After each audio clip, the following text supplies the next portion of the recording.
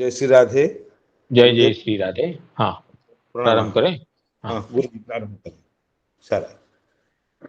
वंदेहं श्रीगुरो श्रीयुतपदकमलं श्रीगुरून् वैष्णवांश्च श्रीरूपं साग्रजातं सहगण रघुनाथान्वितं तं सजीवं साद्वैतं सवधूतं परिजनसहितं कृष्णचैतन्यदेवम् श्रीराधाकृष्णपदान् सहगणललिता श्रीविशाखान्वितांश्च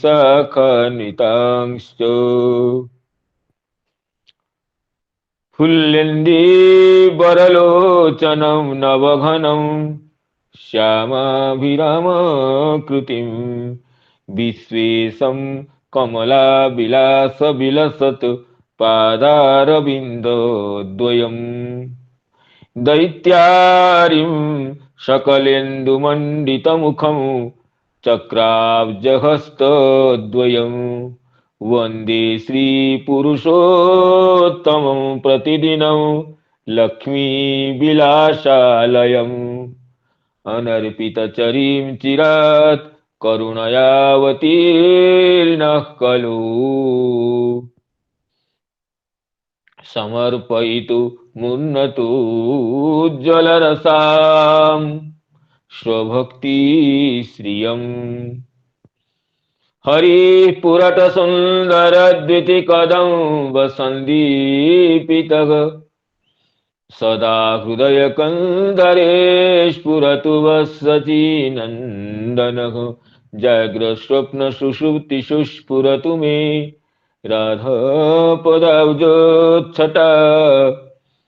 वैकुण्ठे नरकेऽथवा मम गति नान्यास्तु राधां विना राधाकेलिकथा सुधाम्बुधिमः वीचिभिरान्दोलितं कालिन्दी तटकुञ्जमन्दिरवरा लिन्दे मनो विन्दतु गोवर्धनो जयति शैलकुलाधिराजो यो गोपिकाभिरुदितो हरिदासवर्यः कृष्णेन शक्रमखभङ्गकृता समर्चितो यः सप्ताहमस्य करपद्मतलेऽप्यवाच्छीत् जयति तरणिपुत्री धर्मराजस्वसाया कलयति मथुराया सख्यमतीति गङ्गाम् मुरहरदयितातत्पादपद्मप्रसूतं वहति च मकरन्दं नीरपूरच्छलेन वृन्दावनावनिपति जय सोम सोम मौलेशनन्दन सनातन नारदेभ्यो गोपेश्वर ब्रजविलासि युगाङ्घ्रिपद्मे प्रीतिं प्रयच्छ नितरां निरुपाधिकां मे त्वमादिदेवं सुहितावतारं कमलवर्णं करुणानिधानम् अपार संसार समुद्र सेतुं भजामहे भागवत स्वरूपम् यस्वानुभावमखिल श्रुतिसारमेकमध्यात्मदीपमतितितीर्षतां तमोन्धं संसारिणां करुणयाः पुराणगुह्यं तं व्याससूनुमुपयामि गुरुं मुनीनां नारायणं नमस्कृत्य नरं चैव नरोत्तमं देवीं सरस्वतीं व्यासं ततो जयमुदीरयेत् मूकं करोति वाचालं पङ्गुं लङ्घयते गिरिं यत्कृपातमहं वन्दे परमानन्दमाधवम् वृन्दाई तुलसीदेवी प्रियाई केशवस्य च कृष्णभक्तिप्रदे देवी सत्यवत्यै नमो नमः वाञ्छाकल्पतरुभ्यश्च कृपा सिन्धुभ्येव च पतितानां पावनेभ्यो वैष्णवेभ्यो नमो नमः पतितानां पावनेभ्यो वैष्णवेभ्यो नमो नमः। पूर्वाह्न के श्रीमद् भागवत कथा यज्ञ में समवेत समस्त वैष्णव वृंद, गुरुजन वर्ग, मातृवृंद और मित्र मंडली को विनम्र प्रणाम निवेदन करता हूँ। भगवान की अहित की कृपा से आप सभी की शुभेच्छा से हमें ये अपूर्व क्षण उपलब्ध होता है जीवन में भगवत गुणानुवाद श्रवण कीर्तन स्मरण के लिए। तो तदनुसार भगवान की परम करुणामय, परम कृपामय जो लीला है, जो लीला कल्लोलिनी है, लीला कादम्बिनी है, लीला कादम्बिनी जनित रसवर्षण है, उसमें अवगाहन करने के लिए आप सभी की अनुमति चाहता हूं। श्रीमद् भागवत महापुराण के प्रथम स्कंध के चतुर्थ अध्याय में श्री शौनकादि मुनियों का प्रश्न था श्रीमद् भागवत के रचयिता, वक्ता और श्रोता के विषय में। श्री वेदव्यास जी किस लिए श्रीमद् भागवत का प्रणयन, किस उद्देश्य से, कहां पर, किस समय, किसकी प्रेरणा से वेदव्यास जी ने की रचना, और श्री राजर्षि परीक्षित जी का सुखदेव जी के साथ संगम कैसे हुआ, जो सुखदेव जी गूढ़ा होकर के विचरण करते थे और राजर्षि परीक्षित जी अपनी परोपकार के लिए धारण किए हुए शरीर को क्यों निर्विन्न होकर छोड़ दिए, इत्यादि प्रश्नों के विषय में जिज्ञासा करने पर श्रुत महर्षि पहले श्रीमद् भागवत प्रणयन के बीज को, महर्षि वेदव्यास जी श्रीमद् भागवत का प्रणयन, भागवत महापुराण की रचना किस उद्देश्य से कैसे की, उसका व्याख्यान प्रारंभ करते हैं, जिसमें कल ये चर्चा हुई थी कि वेदव्यास जी अपने आश्रम में बैठकर योगज दृष्टि से समाधिस्थ समाधिस्थ ज्ञान से ये अनुभव किए कि प्राणियों की चित्तवृत्ति युग के अनुसार सांकर्य को प्राप्त हो रहा है, युग का धर्म विलुप्त हो रहा है। तो इसलिए और प्राणीगण निस्सत्व अर्थात धैर्य रहित और बुद्धिहीन और दुर्भागा हो रहे हैं, भाग्यहीन हो रहे हैं। निस्सत्वान दुर्मेधान हर्षितायुष दुर्भगांश जनान वीक्ष्य मुनिर दिव्येन चक्षुषा। तो आगामी समय में जैसे स्थिति होगी उस स्थिति को महर्षि वेदव्यास जी अपनी ज्ञान नयन से, अपने अपनी ज्ञान नयन शक्ति से अनुभव करके तो विचार किए कि चातुर्होत्रम कर्म शुद्धम प्रजानांग वीक्ष्य वैदिकम वेदधात यज्ञ संतत्ति वेदम एकम चतुर्विधम। ते उससे पहले वेद भगवान एक रूप में थे, विशालकाय थे, तो इसमें सभी के लिए संपूर्ण वेद का अध्ययन दुर्गम हो जाता था। तो इसलिए प्रजाओं का कल्याण चातुर्होत्र कर्म से हो सकता है। चातुर्होत्र कहते हैं जिसमें होता, अध्वर्यु, उद्गाता, ब्रह्मा, ये चार नाम के जो होता जहां रहते हैं उसको चातुर्होत्र कर्म कहते हैं। उन चातुर्होत्र कर्म ही जनगणों के शुद्धि के हेतु है। ये विचार करके ये वैदिक यज्ञ का विस्तार के लिए वैदिक यज्ञ संतत्ति, वेदधा यज्ञ संतत्ति वेदम एकम चतुर्विधम एक रूपेण वर्तमानम वेदम यज्ञ संतत्ति चतुर्विधम व्यदधात। चार भाग से वेद व्यास जी ने उसका व्यास किए, विस्तार किए। इसमें श्री चक्रवर्तीपाद कहते हैं कि भौतिकानां भावानां शरीरादीनां तत्कृतम कालकृतम निःसत्वान रजस्तमोमयान। काल के अनुसार भौतिक भावों का, शरीरों का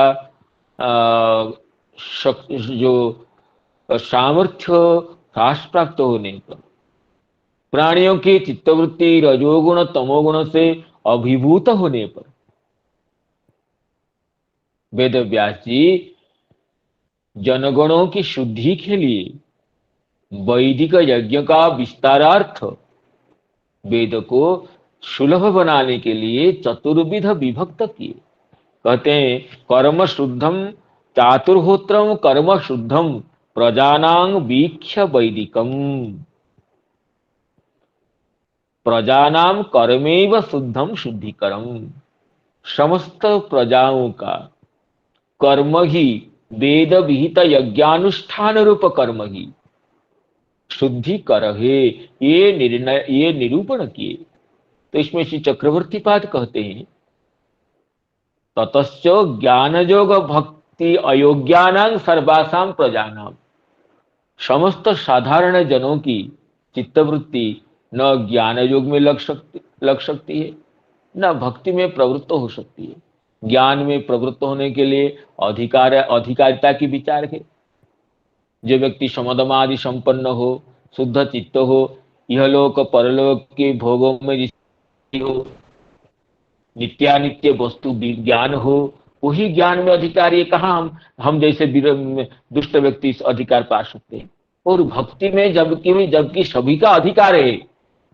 कौन राजन इंद्रियवान मुकुंद चरणाम्बुजम न भजे सर्वतो मृत्यु रूपाश्यम अमरोत्तम इत्यादि में इंद्रिय बत्ता ही भक्ति में अधिकार बताया गया है। जो इंद्रियवान है, अविकल इंद्रियवान है, वो भगवान के श्रवण कीर्तन स्मरण परिचरण आदि भक्ति में अधिकारी ये बताया गया है। लेकिन उसमें श्रद्धा होना चाहिए। भगवान की भक्ति में प्रवृत्त होने के लिए यद्यपि कोई अधिकारिता का विचार नहीं है, फिर भी सबसे बड़ा अधिकार है कि श्रद्धावान होना चाहिए। भगवान की भक्ति में विश्वास होना चाहिए। भक्ति सर्वानर्थ निवर्तनी, ये मन में धारणा होनी चाहिए। भगवान का भजन से जन्म जन्मांतरों के कर्म बंधन नष्ट हो जाते हैं, ये विश्वास होना चाहिए। तो श्रद्धा फिर दुर्लभ हो जाता है। जन्म जन्मों के संस्कार से, महत अनुग्रह से श्रद्धा मिलती है। इसलिए कहते हैं तो जन्म जन्मों से जीव अनादि बहिर्मुख रहता है। तो कभी कभी गुरु कृष्ण प्रसादे, गुरु और कृष्ण श्री कृष्ण के प्रसाद से जब जीव का संसार भोग खेयोन्मुख होता है, तब उसे इस भक्ति का बीज श्रद्धा की प्राप्ति होती है। तो कृष्ण भक्ति का बीज श्रद्धा की प्राप्ति होने से भक्ति पथ में अग्रसर हो सकते हैं। गुरु कृष्ण प्रसादे पाए भक्ति लता बीज, बीज अर्थात श्रद्धा। श्रद्धा ही श्रद्धा रूप बीज ही अंकुरित होकर के फिर पल्लवित पुष्पित फलित होकर के प्रेम संज्ञा को ग्रहण करती है। श्रद्धा बीज ही। तो संसार भ्रमिते कौन भाग्यवान जीव, गुरु कृष्ण प्रसादे पाए भक्ति लता बीज। संसार के विभिन्न जोनियों में भ्रमण करते करते करते कोई विरल को ही श्रद्धा मिलती है। श्रद्धा से ही व्यक्ति भक्ति मार्ग में अग्रसर हो सकता है। श्रद्धा किसकी स्वाभाविक श्रद्धा नहीं है। कभी कभी स्वाभाविक श्रद्धा न होने से बलात् श्रद्धा उत्पन्न कराया जाता है, लेकिन बलात् उत्पन्न कराया गया श्रद्धा तो काम देती नहीं है। वो तो जैसे समुद्र के बीच में नौका जलमग्न हो जाती है, इसी तरह बलात् उत्पाद्यमान जो श्रद्धा है और अपना संस्कार नहीं है, अपना आधार नहीं है, बलात् श्रद्धा उत्पन्न कराई गई है वो अनेक समय में फिर ये परिवर्तित तो हो जाती है। इसलिए श्रद्धा न होने से भक्ति में भी सबकी योग्यता नहीं है। वो कलि युग में लोग तो सर्वथा अश्रद्धालु होते हैं। हम जैसे लोग तो भोग में ही सब श्रद्धा रहती है। तो इसलिए महर्षि वेदव्यास जी ने ये निर्णय किया कि प्रजा नाम कर्म शुद्धं वीक्ष्य, कर्म से ही लोगों में रजोगुण का आधिक्य होने से कर्म में स्वाभाविक की प्रवृत्ति होती। अतः यज्ञ रूप कर्म में व्यक्ति स्वभावतः प्रवृत्त हो सकता है। इसलिए चक्रवर्ती पाद कहते हैं ज्ञान योग भक्ति अयोग्यानाम, ज्ञान योग और भक्ति में अयोग्य सभी जनों की योग्यता नहीं है। न ज्ञान योग में, न अष्टांग योग में, न भक्ति योग में। साधारण जनता की योग्यता है। इसलिए कर्मेव शुद्धम शुद्धिकरम शास्त्र विहित कर्म यज्ञ रूप कर्म ही जनगण के चित्त के मालिन्य को अपाकृत कर सकता है, मालिन्य को दूरीभूत कर सकता है, मलिनता को तिरोभूत कर सकता है। ये सोच करके यज्ञ में सबका अधिकार बनाने के लिए वेद को यज्ञ विधान की दृष्टि से 4 भाग में विभाजित किए। उसमें ऋग यजु सामो अथर्व के भेद से जो चातुर्होत्र कर्म है, जो जिसको जो होता का जो कार्य है, होता जिन मंत्रों का प्रयोग करता है उसको ऋग्वेद में स्थापन किए। और उद्गाता उनका जैसे वह गीत से गान करता है उसका सामवेद के रूप में स्थापन किए। और यज्ञ संबंधी जितने विधि विधान सामग्री है जो कि अध्वर्यु का मुख्य कर्तव्य है उसको यजुर्वेद में। और यज्ञ विघ्न विनाशक तत्वों को यज्ञ में जो बाधा आती है उसको किस तरह विनाशन किया जाए, आभिचारिक पद्धति से हो, जो पद्धति से हो, उसको उसको कार्य का करने वाला को कहते हैं ब्रह्मा कहते हैं। तो ब्रह्मा के जो कार्य है उसी को अथर्व वेद में स्थापन किए। तो इसे कहते हैं कि चातुर्होत्रम कर्म शुद्धम प्रजानाम वीक्ष्य वैदिकम व्यदधात् यज्ञ संतति वेदमेकं चतुर्विधं व्यदधात् यज्ञ संतति वेदमेकं चतुर्विधं वेदमेकं चतुर्विधं।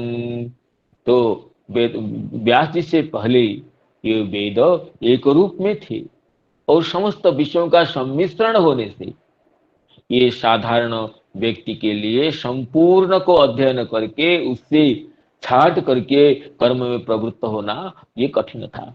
तो संपूर्ण वेद का अध्ययन करके उसका विभाग किए, ये तो भगवान ही कर सकते हैं।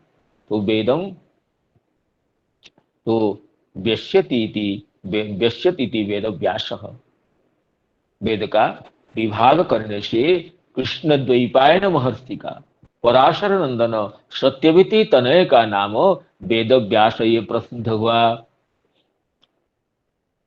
ऋग्यजुषामाथर्वाख्या वेदाश्चत्वार उद्धृता इतिहास पुराणं च पंचमो वेद उच्यते। इतिहास पुराणं च पंचमो वेद उच्यते। उसमें श्री वंशीधराचार्य जी कहते हैं चत्वारो होत्रु अध्वर्यु उद्गात्रु ब्रह्माणो होतारो यत्र तस्मिन, जिसमें 4 तरह के होता है उस कर्म को ही शुद्धिकर समझ करके या अग्निष्टोमादि कर्म को शुद्धिकर समझ करके वेदम रुगादि भेदेन चतुर्विधम अकरोत, रुगादि भेद से वेद को 4 भाग से विभक्त किए। रुगादि भेदेन वेदम चतुर्धा अकरोत। मूल वेद सिंधो उद्धृता न तो कृता। कहते हैं वेदा चत्वार उद्धृता, उद्धृता शब्द का अर्थ है वेद मूल, वेद सिंधु उद्धृता, वेद रूप सिंधु से उद्धार करके उठा करके लाए। न तो कृता, कुछ नवनिर्माण नहीं किए, वेद रूप सिंधु से चार भाग को उद्धार किए। तदर्थ ज्ञानाय कृतमिति, तदर्थ ज्ञानाय कृतम इतिहास पुराणं च वेदार्था वेदकत्वात् पंचमो वेद उच्यते। इतिहास और पुराण दोनों ही वेद के अर्थ का प्रतिपादक है, वेद के अर्थ का अवबोधक है, इसलिए उनको पंचम वेद कहा जाता है। यही कहते हैं इतिहास पुराण च पंचमो वेद उच्यते। ये वचन प्रसिद्ध है, इतिहास पुराणाभ्याम वेदम समुपबृंहयेत् बिभेत्यल्पश्रुतात् वेदो मामयं प्रहरिष्यति। इतिहास पुराण से, इतिहास पुराण जन्य ज्ञान से वेद का समुपबृंहण, संवर्धन करना चाहिए। वेद की जहां जहां शंका है, जहां जहां अपूर्ति है, उसको पूर्ण करना चाहिए। लेकिन इतिहास का ज्ञान न हो, पुराण का ज्ञान न हो, उससे तो वेद पुरुष भयभीत रहते हैं कि मामयं प्रहरिष्यति, मुझे तो ये प्रहार कर देगा, क्योंकि मेरे अर्थ को भली भांति समझ नहीं पाएगा। पुराणों के आधार से, महाभारत के आधार से, इतिहास के आधार से वेद ज्ञान का संदेह स्थल में निरूपण होता है। जैसे वेदांग वेद ज्ञान के लिए प्रमापक है, इस तरह इतिहास पुराण भी वेदार्थ परिबृंहण के लिए, वेदार्थ संवर्धन के लिए उपयोगी है। इसलिए कहते हैं इतिहास पुराण च पंचमो वेद उच्यते। पंचमो वेद इति उक्ते इतिहासादिनाम अर्थतो रचना भाव सूचितः।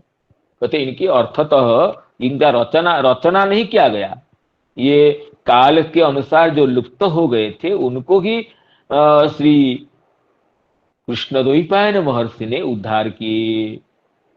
अतः रचना भाव, वेदव्यास जी ने, लगता है कि यद्यपि रचना की है वेदव्यास जी ने, हम ये समझते, लेकिन उन्होंने प्रकटन किए हैं। काल के अनुसार जो पुराण गण तिरोहित हो गए थे उन्हीं को फिर प्रकट किए। वेदवत्तेषाम अपि आविर्भाव एव व्यासेन कृतो न तो रचना तेषां अपि नित्यत्वात्।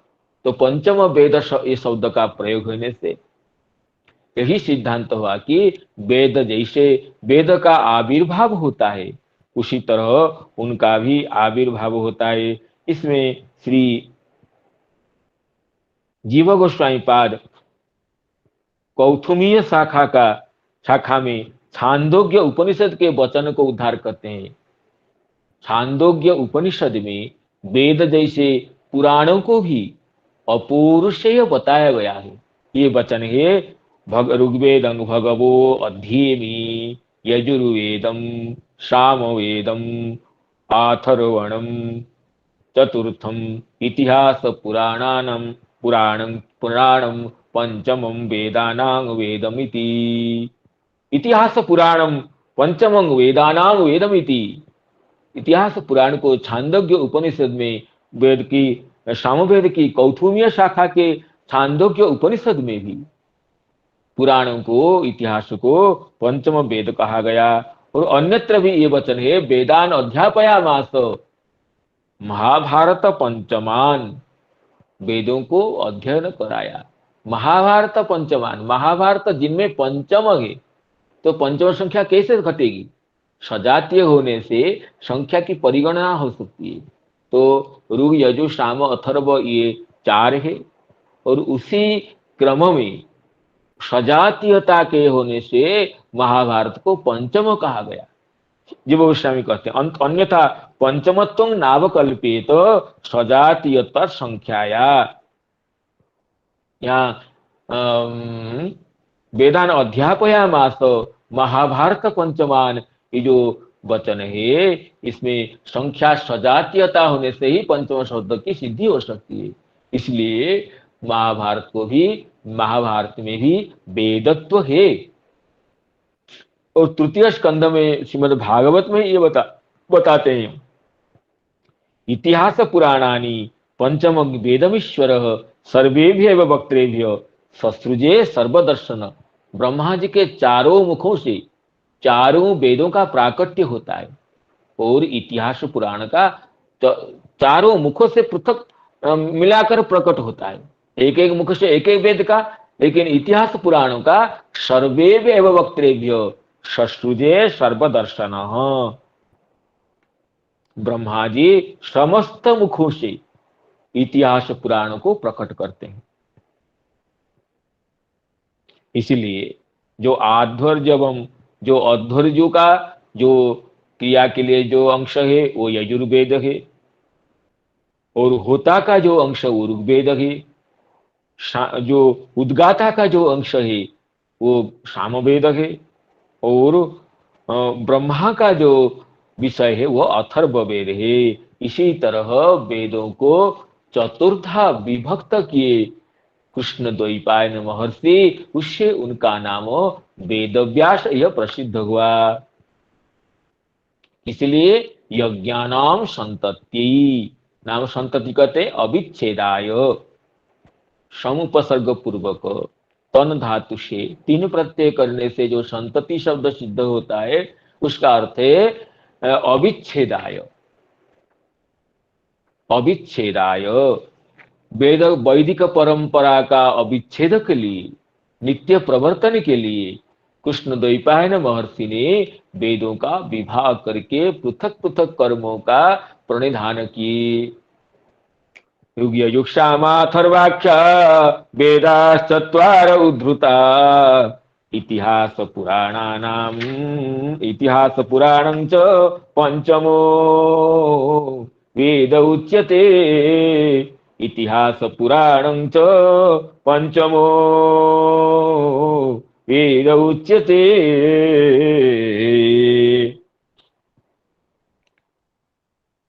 तो उसमें श्री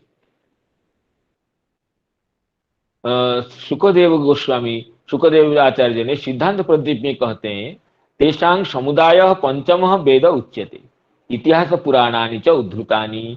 इतिहास पुराण के समुदाय को पंचम वेद कहते हैं। तत्र अयं विवेकः, महाभारत प्राचीन एवं काल विलुप्त। महाभारत भी वेद जैसे प्राचीन है, वो काल विलुप्त हो गया था, जिसको वेद सूर्य चंद्रमसो धाता यथा पूर्वं अकल्पयत इत्यादि वचनों जैसे। एवं पुराणानि अपीति संक्षेप, और पुराणों का भी वेद व्यास जी उद्धार करते हैं, प्रकटन करते हैं, स्मरण करते हैं, न कि वेद व्यास जी ने इतिहास पुराणों की रचना की। ये पंचम वेद शब्द से ये अर्थ स्पष्ट होता है। तो आगे कहते हैं,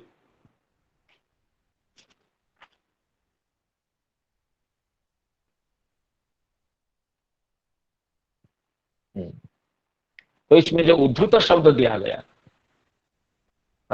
इतिहास तो सामाथर्वाख्या वेदा चत्वार उद्धृता।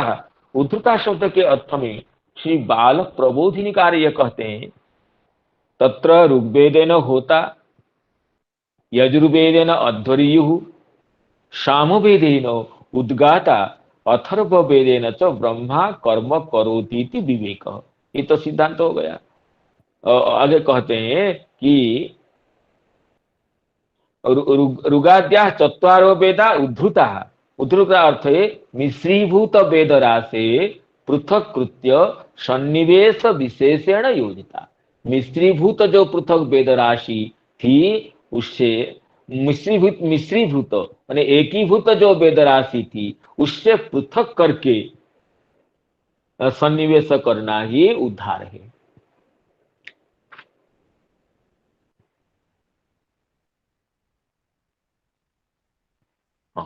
तो इसलिए आगे से ये बाल प्रबोधन में यही कहते हैं, वेदत्व उक्त्या तेषां वेदा दौर्बल्यं परिहृतम।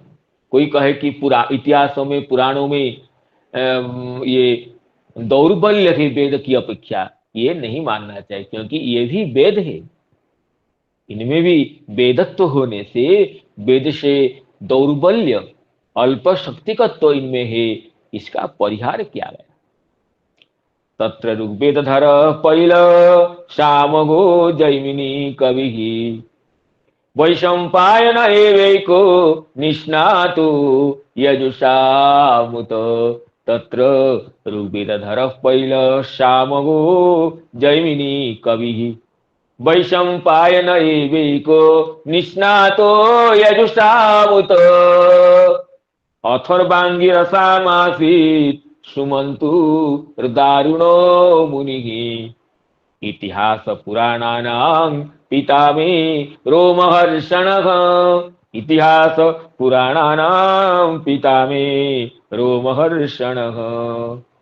कहते हैं तत्र ऋग्वेदधर पैलः, महर्षि वेदव्यास जी वेदों को पृथक पृथक करके और एक एक शिष्य को एक एक वेद का अध्यापन कराया, और वे शिष्यगण भी अध्ययन कराते रहे, जिससे वेद का शाखा वेद हुआ। तो ऋग्वेद को मुख्यतः अपने शिष्य पैल को, ऋग्वेद प्रवर्तक पैल तन्नामा ऋषि, पैल नामक ऋषि को श्री वेदव्यास जी ने ऋग्वेद का अध्यापन कराए। और सामगो जैमिनी कवि सामगः, साम गायती इति सामगः, तो जैमिनी साम गायती अथवा स्वशिष्येभ्य गमयति, साम गमयति इति सामगः, साम गायति या साम गमयति इति सामगः। तो महर्षि जैमिनी जो कवि हैं, सूक्ष्मदर्शी हैं, ऐसे महर्षि जैमिनी सामवेद का अध्ययन किए महर्षि वेदव्यास जी से। सामगो जैमिनी कवि। और कहते हैं वैशंपायन एवैको निष्णातो यजुषाम उत। एकमात्र वैशंपायन, वैशंपायन एव एकः, ये यजुर्वेद में यजुषाम निष्णात, यजुषाम यजुर्वेदों में निष्णात रहे। निष्णात का अर्थ है कुशल। स्ना धातु से स्नात होता है, उसमें नी उपसर्ग लगने से ये कुशल अर्थ का बोधक होता है, निष्णात। तो ये वैशंपायन महर्षि एकमात्र यही यजुर्वेद में निष्णात रहे। एवकारेण मनुष्येषु तत्प्रवर्तक स एव देवेषु सृज्यैव इत्युक्तम्। कहते एव शब्द प्रदान करने से एकमात्र वैशंपायन यजुर्वेद का लोक में प्रवर्तन किए गए। और अथर्वांगिरसा मासी सुमंतुर दारुणो मुनि, अथर्व वेद का जो अंगिरा ऋषिगण जिसके प्रवर्तक, अंगिरसाम अर्थात अंगिरा आंगिरसाम अथर्व संज्ञकानि अंगिरसा दृष्टानि, अथर्व वेद को भी और इसमें आंगिरस कहते हैं, आंगिरसाम अंगिरसा दृष्टानि। सुखदेव आचार्य सिद्धांत प्रदीप में कहते हैं अथर्व संज्ञकानि अंगिरसा दृष्टानि अंगिरांशिक प्रकरणानि गीतेशाम। तो अंगिरा ऋषि से दृष्ट होने से अथर्व वेद को भी ये आंगिरस कहते हैं। तो अथर्वांगिरसाम, अथर्व वेद के जिनके मूल द्रष्टा अंगिरा ऋषि थे, उसके आशीष सुमंतु, सुमंतु व्यास शिष्य सुमंतु जी अथर्व वेद के अध्ययन किए महर्षि वेदव्यास जी जे। सुमंतु के आगे एक विशेषण दिया गया दारुण। दारुण का अर्थ होता है भयंकर। दारुण शब्द का अर्थ होता है क्रूर। श्री श्रीधर स्वामी जी कहते हैं दारुण क्रूर। और क्यों क्रूर क्यों है ना, अथर्वोक्त अभिचारादि प्रवृत्ति, अथर्व वेद में अभिचारादि क्रियाओं का उल्लेख होने से ये सुमंतु महर्षि अथर्व वेद का अध्ययन करने से उनको दारुण कहा गया है। इसमें गिरिधर कृत बाल प्रबोधिनी टीका में ये कहा गया, देखिए इसमें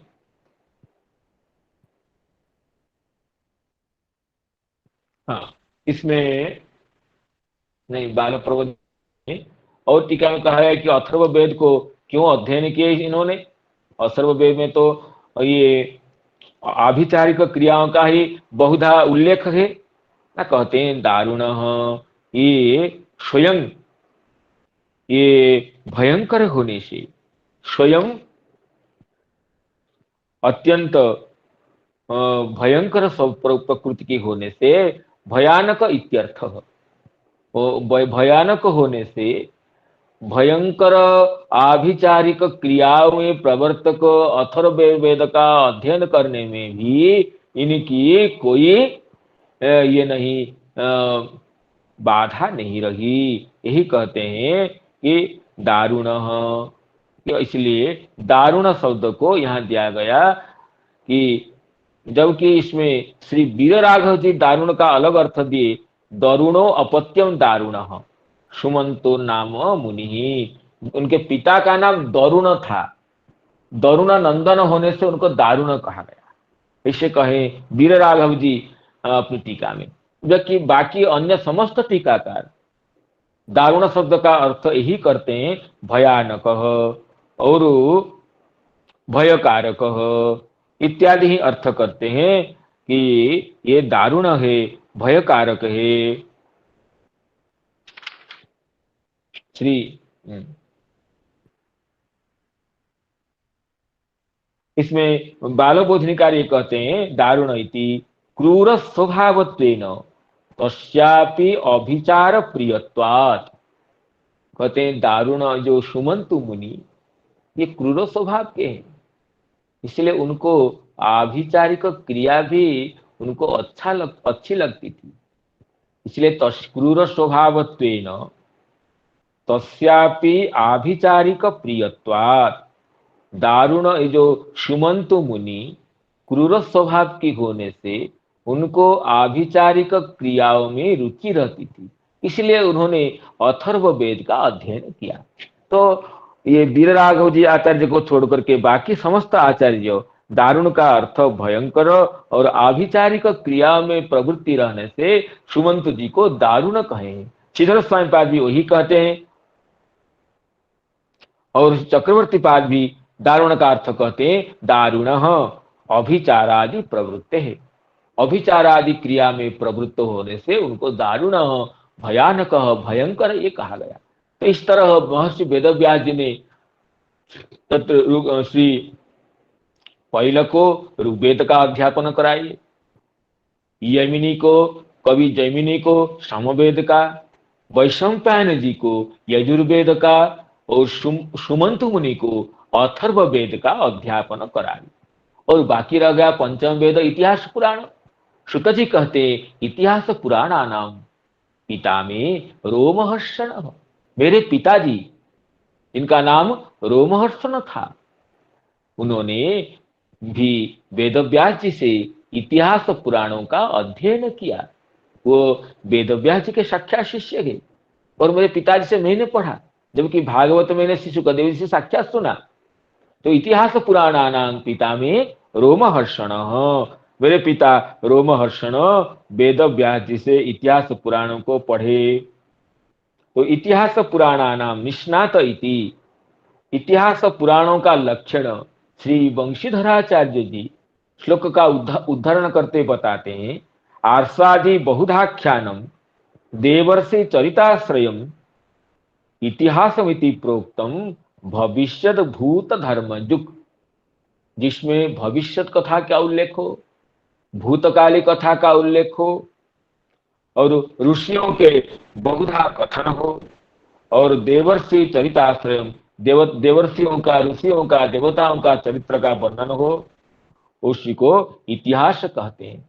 और कहते हैं कहीं कहीं ये भी वचन है धर्मार्थ काम मोक्षाणाम उपदेश समन्वितम पूर्ववृत्त कथा युक्तम इतिहासं प्रचक्ष्यते। जहां पूर्ववृत्त का कथा हो, प्राचीन कथाएं हो और धर्म अर्थ काम मोक्ष का सन्निवेश हो, उसको इतिहास कहते हैं।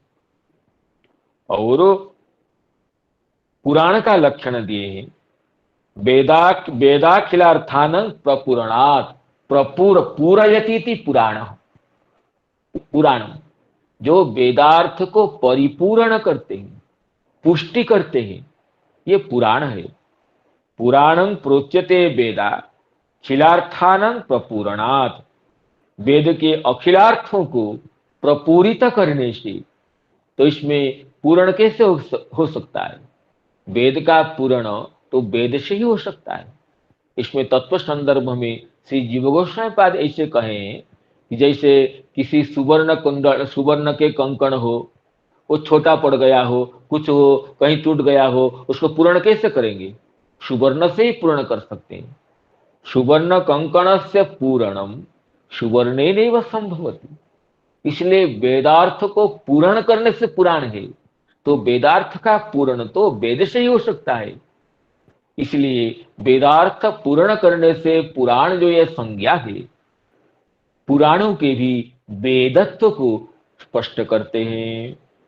ये कहते हैं वर्णते यत्र सर्गाद्या पंचवा दशवा च तत् पुराणं प्रोच्यते वेदाखिलार्थान प्रपूरणात्। जहाँ सर्ग आदि की वर्णना होती है, पंचलक्षण हो चाहे 10 लक्षण हो, तो वेदार्थ का प्रपूरण करने से उसे पुराण की संज्ञा दी जाती है। ये विष्णु पुराण के टीका में है। इसी तरह महर्षि वेदव्यास जी वेदों का विभाग करके और पुराणों का प्रणयन करके एक एक शिष्य को एक एक वेद का अध्यापन कराए। और सुत जी कहते मेरे पिता रोमहर्षण जी को उन्होंने इतिहास पुराणों को अध्यापन कराया। तत्र ऋग्वेद धर पैल श्यामगो जैमिनी कवि वैशंपायन एवैको निष्णात यजुषामुत अथर्वांगिरसामासीत् सुमंतुर्दारुणो मुनि इतिहास पुराणानां पिता में रोमहर्षणः। इसमें श्री राधारमण दास गोस्वामी अपनी दीपनी व्याख्या में सूत की उत्पत्ति के विषय में एक प्रामाणिक वचन का उल्लेख करते हैं। कहते हैं सूत अत्रापि पूर्ववत निष्णात ननु अध्येतव्यं न चान्येन ब्राह्मणं क्षत्रियं विना इत्यादि पुराण वचनात् कथं सूतस्य अध्यापनाधिकारः। कहते हैं ब्राह्मण और क्षत्रिय के बिना कोई अध्यापन नहीं कर सकता है। तो पाठकत्वेन अधिकारः वेति चेन्मैवम्। सूत जाति, सूत तो न ब्राह्मण है न क्षत्रिय है, कैसे वो अध्ययन किए, वेदव्यास जी ने अध्यापन कराया उनको। तो कहते हैं सूत भगवान के अवतार विशेष है। ये एक नई कथा का उल्लेख स्थापन करते हैं सिद्धीपनिकार। कहते हैं तथा ही कूर्म पुराणीय त्रयोदशाध्याय वचनानी, कूर्म पुराण के 13 अध्याय में सूत के रूप में भगवान का ही अवतार का वर्णन है। ये श्लोक का उल्लेख करते बेण पुत्रस्य वितते पुरा पैतामहे मखे सूतः पौराणिको यज्ञे माया रूपः स्वयं हरि। जब बेण पुत्र राजर्षि पृथु का यज्ञ का विस्तार हुआ तब पुराण ज्ञाता सूत का प्राकट्य हुआ। स्वयं भगवान हरि ही माया को आश्रय करके, जोगमाया को अवलंबन करके श्रुत के रूप में प्रकट हुए हैं। ये कूर्म पुराण के वचन का प्रामाणिकता को प्रतिपादन कर रहे हैं। प्रवक्ता सर्वशास्त्राणाम धर्मज्ञो गुणवत्सल। और ये श्रुत पौराणिक पुस्तक कैसे होंगे? प्रवक्ता सर्वशास्त्राणाम गुणज्ञ धर्मवत्सल, गुणवत्सल धर्मज्ञ गुणवत्सल तंग मांग वित्त मुनिश्रेष्ठा। हे मुनिगण, श्रुत को मैं ही समझो। तंग मांग वित्त पूर्वोद्भूतम सनातनम। एतस्मिन् अंतरे व्यासः कृष्ण द्वैपायन स्वयं श्रावयामास संप्रीत्या पुराणं पुरुषोत्तम। और इसी बीच में महर्षि वेदव्यास प्रकट होकर के उन्हीं सूत को ये पुराण का अध्यापन कराया। मदन्वये तजे श्रुता संभूता वेदवर्जिता तेषां पुराण वक्तृत्व वृत्तिरासित अजाज्ञया।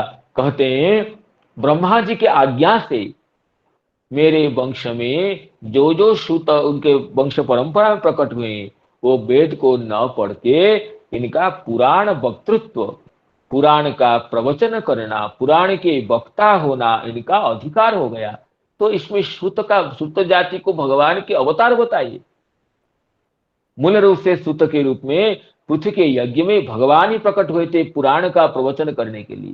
तो इससे जब भगवान के अवतार है तो उनमें जाति की गणना करना, त्रैवर्णिक है या नहीं है इत्यादि विचार करना तो फिर अनावश्यक हो जाता है, अप्रासंगिक हो जाता है। इसी तरह दीपनिकार जी का जो कूर्म पुराण का वचन है विशेष स्मरणीय है। तो आगे कहते हैं तयेत ऋषयो वेदम स्वं स्वं व्यस्यन्ननेकधा शिष्टि प्रशिष्टि तशिष्टि और वेदास्ति साक्षिनो भवन। ते वेदाः साक्षिणः अभवन। वेद की अनेक अनेक शाखाएं हो गई। वेद व्यास जी ने एक को पढ़ाया ऋग्वेद, और पहले जी ने कितने शिष्य को पढ़ाया, जिसको पढ़ाए उसके नाम के अनुसार उस शाखा का नाम हो गया। तो इसमें ये प्रसिद्ध है, कहते हैं कि इसमें अनेक शाखाएं हो गई वेदों की, जिसमें ऋग्वेद की 21 शाखा प्रसिद्ध है। एक विंशति ऋग्वेद, एक विंशति था ऋग्वेद ऋग्वेद। यजुर्वेद के एकोत्तर शत शाखा, यजुर्वेद के 101 शाखा प्रसिद्ध है।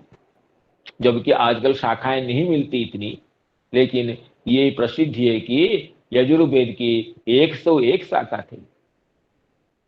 सामवेदे सहस्र संख्या का, सहस्रवर्त्मा सामवेद, ये वचन है भाष्यकार का। सामवेद की हजारों शाखाएं थी।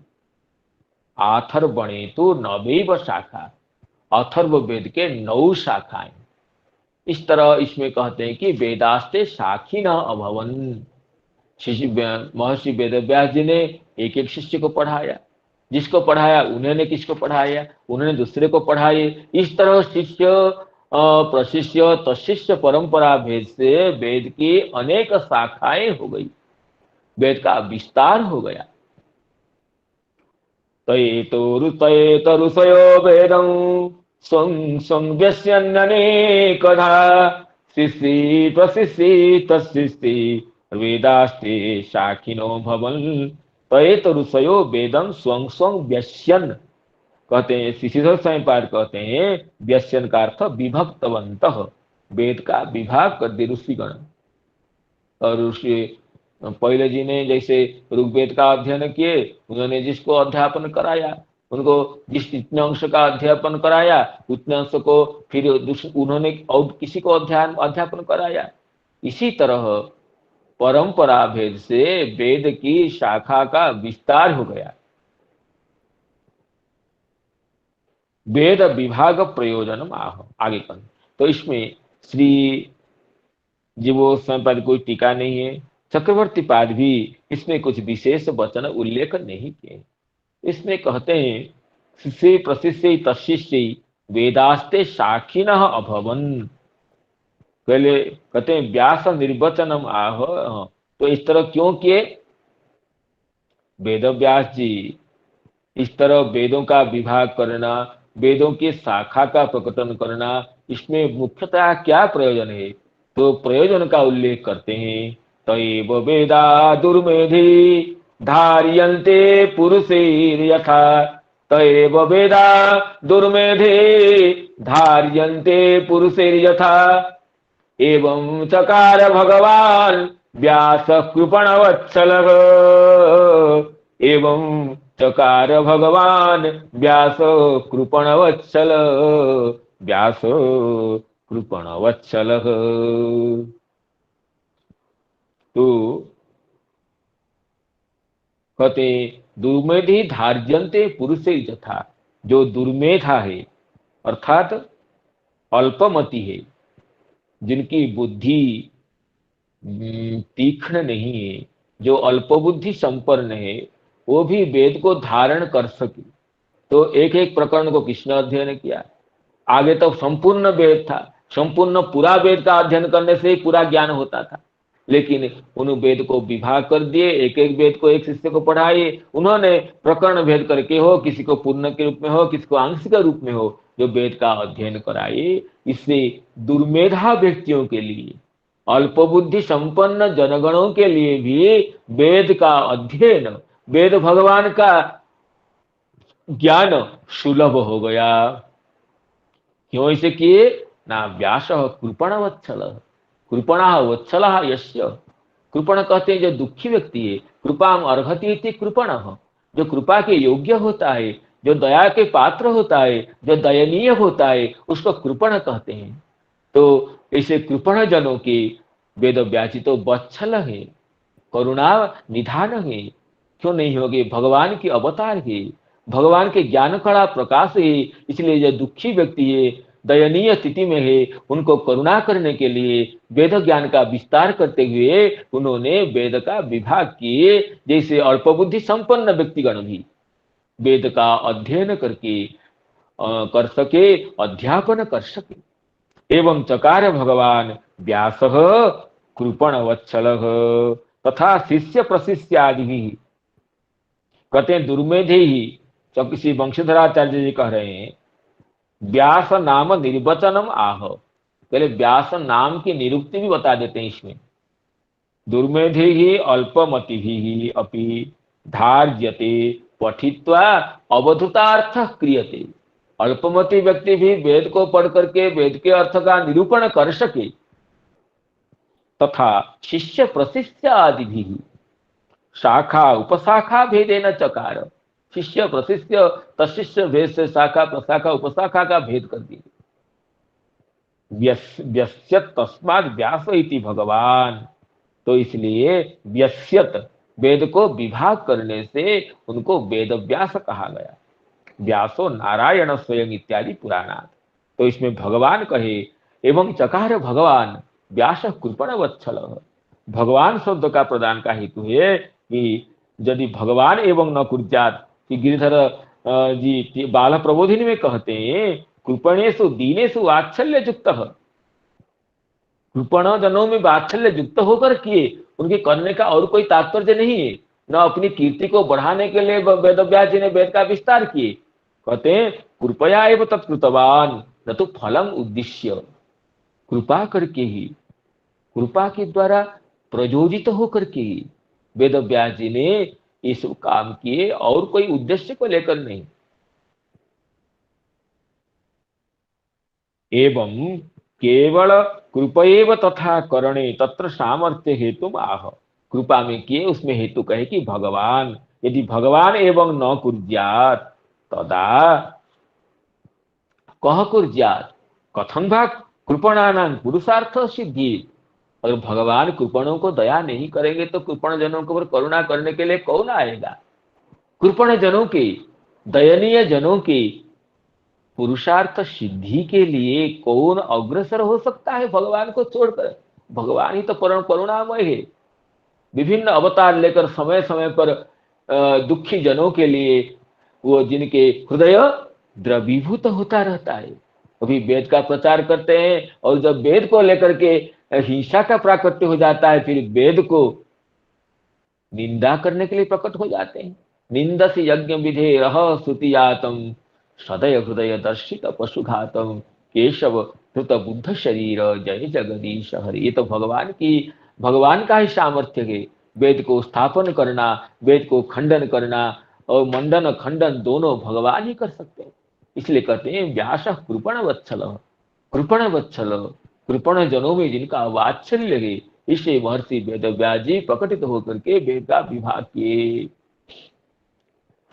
तैव वेदा दुर्मेधि धार्यन्ते पुरुषे यथा एवं चकार भगवान व्यास कृपण वत्सल। एवं चकार भगवान व्यास कृपण वत्सल। इसमें वीर राघव जी कुछ विशेष कहें देखते हैं। कि किमर्थम एवं आत्मना शिष्यादि मुखेन व्यभांखित इत्यादि अपेक्षायां प्रयोजनम दर्शयन व्यास नाम निर्भक्ति। क्यों वेद को विभाग किए, किमर्थम वेदं व्यभांखित, तो कहते हैं दुर्मेधे ही अल्प प्रज्ञे ही पुरुषे स्तयेते वेदा धार्यन्ते। अल्प प्रज्ञावान व्यक्तिगण भी वेद का जैसे धारण कर सके, यथा सन्निवेशितेषु धार्यते एवं तथा चकार, इस तरह सन्निवेश किए जिस तरह अल्पबुद्धि संपन्न व्यक्तिगण भी वेद का यथोचित अध्ययन कर सके, इसका व्यवस्थापन किए महर्षि कृष्ण द्वैपायन ने। चकार भगवान श्री व्यास तत्र हेतु कृपणेषु वत्सल वात्सल्य युक्त यतो वेदान व्यश्यत नाम व्यभांखित। वेद का व्यास असधातु का अर्थ निक्षेप होता है, जब बी पूर्वक होने से विभाग अर्थ हो जाता है। तो वेदम व्यश्यत नाम व्यभांखित, वेद का विभजन किए, इसको विभक्त किए, अतएव व्यास इति प्रसिद्धो बभूव, वेद व्यास कहते हैं और संक्षेप में केवल व्यास भी कहते हैं।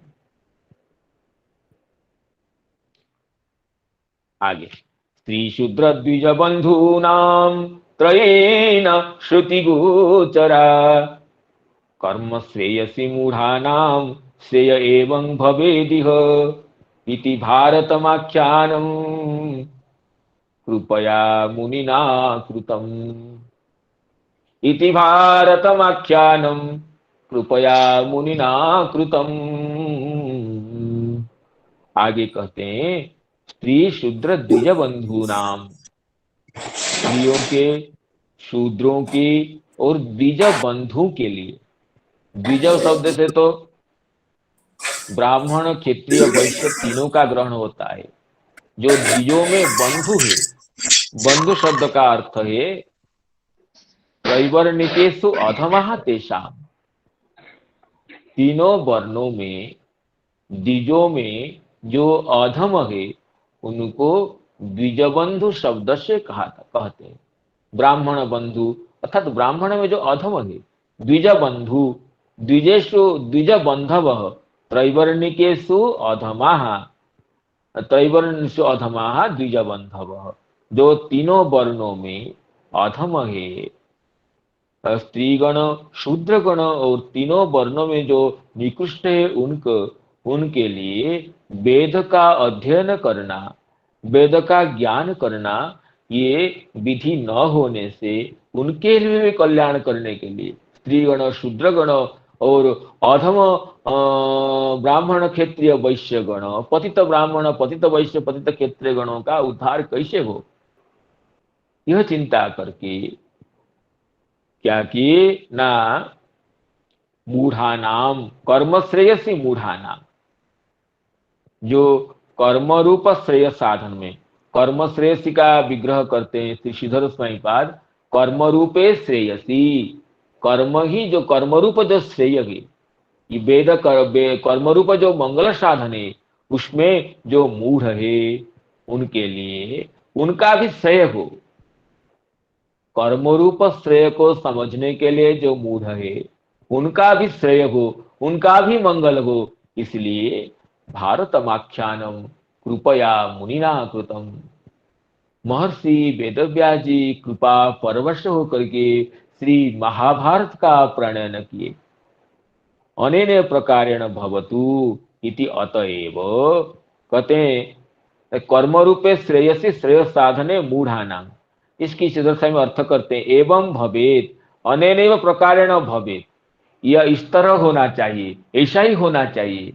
इस तरह विषय में जिनकी बुद्धि नहीं है, जो मूढ़ है, उनका भी श्रेय साधन के लिए श्रेय एवं भवेदिह इति भारतम आख्यानम कृपया मुनिना कृतम। तो भारत आख्यान को कृपा करके मुनि महर्षि वेदव्यास जी महाभारत का प्रणयन किए।